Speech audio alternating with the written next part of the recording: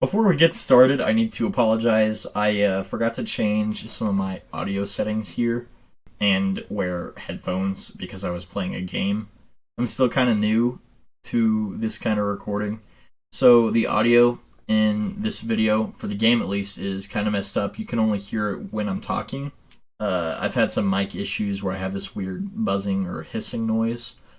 So while I was trying to fix that, I was messing around with the settings and made it to where you could only hear the audio coming from the mic while I was talking. So because of that, yeah, even though you could still hear the game over my mic, you can only hear it while I'm talking. So apologies. This was just for fun anyway, so hopefully you guys don't get bothered too much by it. And if you really want to hear it that badly, I am going to have the download for it in the description so you can play it yourself. Try to put up with me because I can't really edit music over this because you'll still be able to hear the game in the background. So, thanks for your patience. So before we get started, I was being a big dum-dum, and I recorded almost an hour of footage that, doesn't even exist because I forgot to change the format here on OBS, or forgot to change the sources here on OBS, so you guys just got to look at my face for almost an hour with me talking about what was happening. I didn't record any of that. Oh man, no! So we're gonna get started for real now. Now that I know it's actually right. So before I'm just gonna do the short version this time because man, I cannot be bothered to go into much detail. I'm sloppy. The game's sloppy. My coding is sloppy. I'm mostly doing this for fun, so there are some times where I used some free assets online. If I go anywhere further with this, I do want to either commission or just learn to make my own assets, because while I can make some of the basic ones, like the character, I'm not very good at some of the background stuff or the more detailed, as you'll see here in a second. So let's go ahead and just jump right into it. So, the game is called Ruby. I don't know why that happens sometimes. Sometimes the audio for the game will just get messed up. Okay, so the game is called Ruby Catch. Reason it's called Ruby Catch is because I took an idea I had in high school in my game making class. I made a Zelda fan game then called Rupee Catch, because rupees. There was just a PNG of Link holding a jar that was crudely photoshopped that I had moved back and forth to catch rupees. And I was super proud of it then. Looking back at it now, though, it's pretty ugly. If I ever find it, maybe we'll play through what I had there. But yeah, so I wanted to kind of do the same thing, but better, as an actual game. So we've got our little character here. Her name's Zana. Z-A-N-A. There's no story written for her yet. This little character tells us it's version 0.1. Then we'll go into the options. I wanted to make the main menu more interactable like this, because I always thought that was a little more fun than just going through a menu.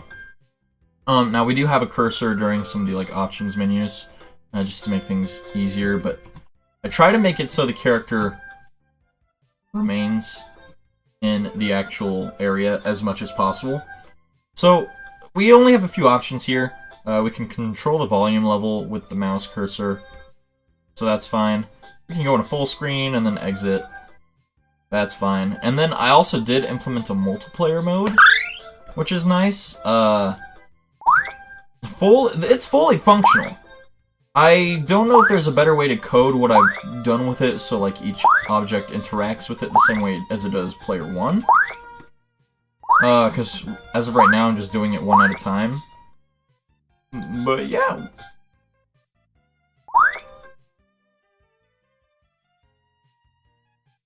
Stop.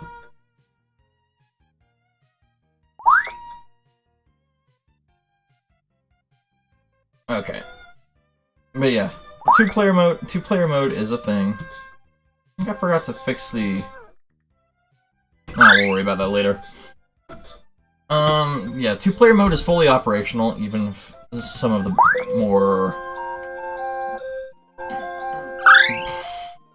what do I call it? Aesthetic stuff isn't quite fixed yet. And before we jump into an actual game, we're gonna go ahead and look at what I put in arcade, story mode, because there is no story mode yet, spoiler alert.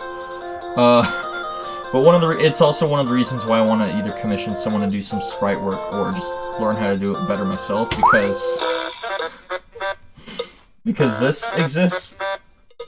I mean, and for what I can do, it's okay. I think it looks better than what I thought it would. Man, is it ugly. It is ugly. Sorry, no story mode yet. As you can see, not even my text box is fully functional yet, and I look hideous. Please come back later. I just noticed the jackets. You can make simple mistakes, huh?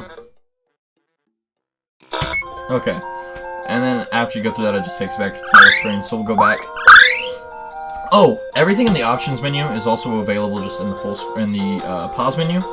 So it all still works just fine, and like you can... Oh, whoops. You can spawn the second player in the pause menu. We're not going to worry about that right now. The background, I didn't want to be bothered with making another background because I suck, and I didn't want to just go get another free asset online. So it's just a picture that's paused right now. So now we're going to go ahead and jump into the meat of this in arcade mode.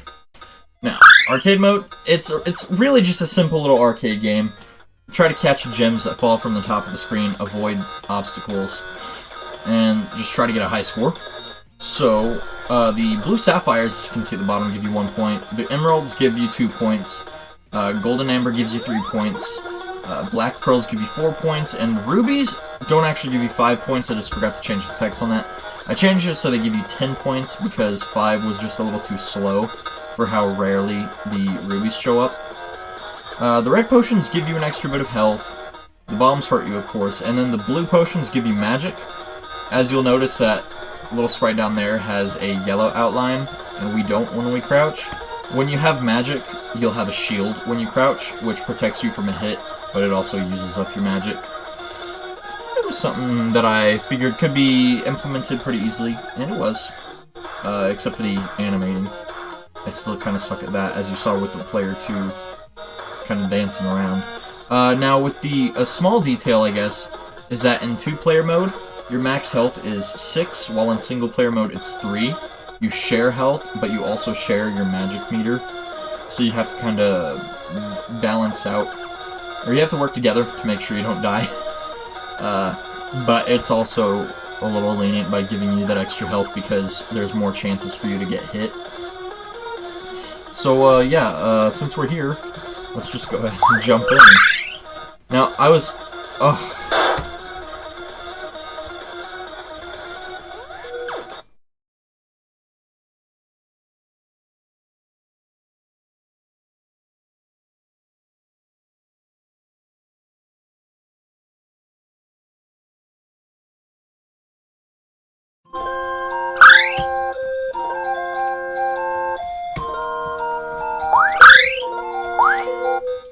When I had recorded this before, I forgot that I was struggling really badly with actually getting through the arcade mode, everything I wanted to show off. So I cheated a little by making it so your score started out higher.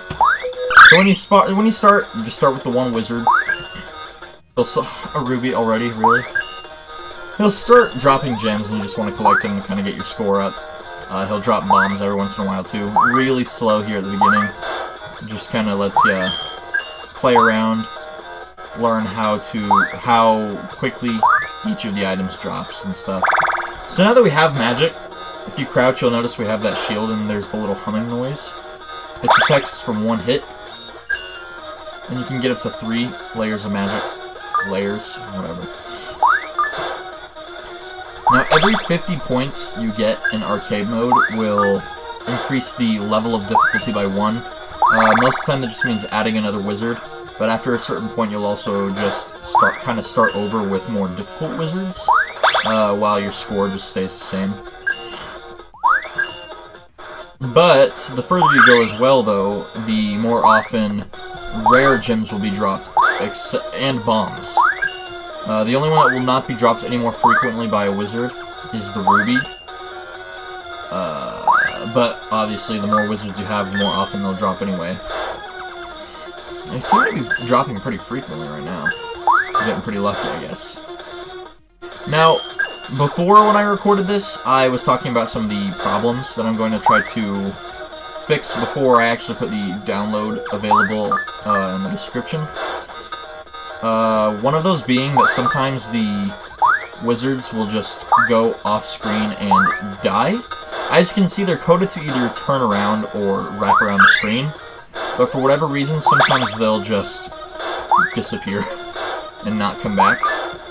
Now, I don't know how to actually fix that yet, because I don't know what in the code is causing them to do that. Whether they're just missing their marker because of their speed or what. So, but the main problem with them disappearing like that makes it unplayable is all of the new levels of wizards spawn from the original. So if the original one dies, then you won't be able to spawn anymore. So I'm gonna change the code so they all just spawn in the middle. That way you don't have to worry about losing the main wizard, and as long as you have one, you can keep playing. At least until I can figure out a way to keep them from dying. Let's see. What was another issue?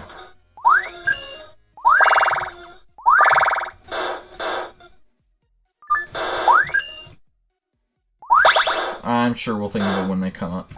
Another thing I'm going to try to add before putting this in the description is... oh, goodness gracious, I might die already.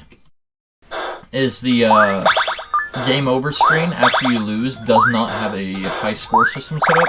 So I'll try to set one up before this goes live. And then another simple thing I think I'm going to add for when the game does break, because there are a couple of easy things that can break it, is to just add a title screen option in the pause menu. That'll be easy. I'll just be putting another button there. Oh, goodness gracious, that sounded like some Christian church lady. Goodness gracious, that bomb was hiding in the amber.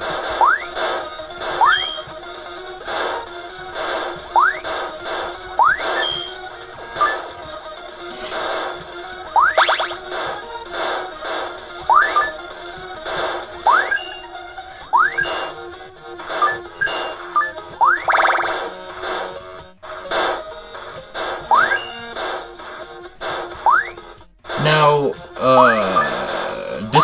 disregarding issues with the game, some things I do want to add right after this version is I want to at least get started on how the story mode is going to work, because apart from the levels, I do want to have some normal platforming sections as well that will make just the normal crouching and jumping and stuff a little more relevant. I want to add another special item to arcade mode, where when you get enough of them, kind of like picking up Dragoon pieces in Smash Bros. Or something, you'll become invincible for a short amount of time, kind of like a Power Star in Mario. I don't know how that'll work out. Depends on if I'm smart enough to code.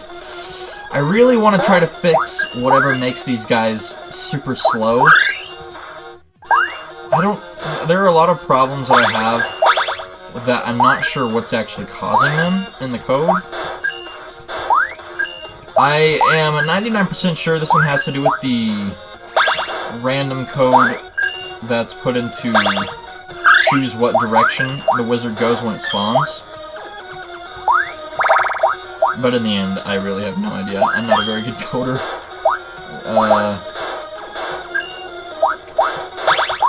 let's see. So yeah, I want to make it so... Well, I guess we'll bring that up here in a little bit. There's another thing I want to add, though, that'll add on to the arcade mode, and then actually give me a way to program certain things in story mode. So you've probably noticed how it kind of got slow there again with just one wizard. I did that to kind of give the player a chance to learn the new mechanics with the bouncy bombs. It's just one small new mechanic, but really, why not slow it down for just a minute? It's just gonna speed back up the more score you get anyway.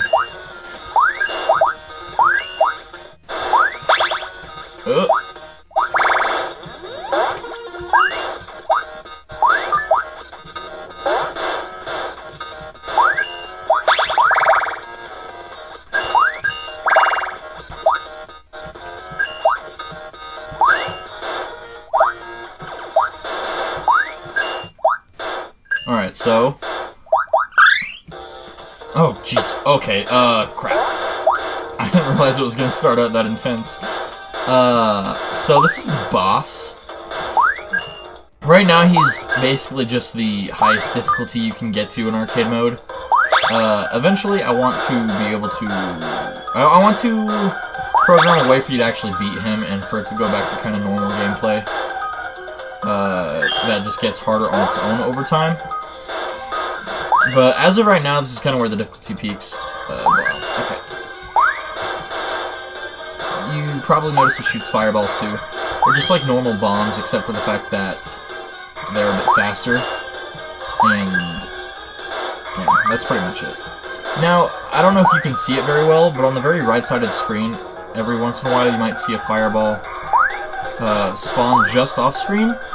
Now, they're supposed to be flying in from the right side, just like they are on the left side, and I have them programmed to move the right way, so if I have them spawning on screen, like in the middle of the screen, they work just fine.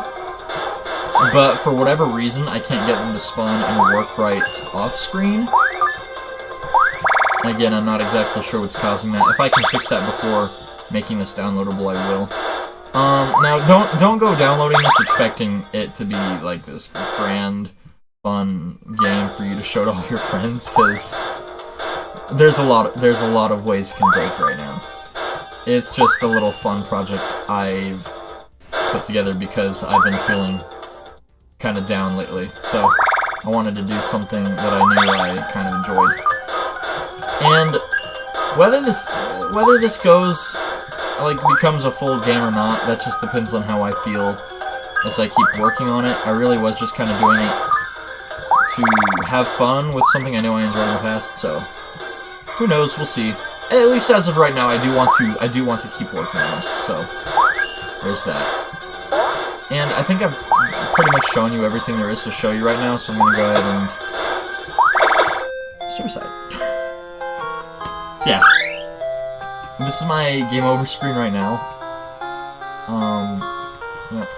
You can see what your score was at the top of the screen there, but like I said before, I do want to add a high score system, just so you can kind of compare at least your scores to your friends' scores if you have them try it, or I don't know, just keep track of your own progress. Once you get to the boss, the difficulty just kind of peaks, so if you get to that point and you don't have any trouble, then you could probably just get an infinite score if you wanted to. Of course, the text will start to look weird because I haven't capped anything out or anything, but yeah.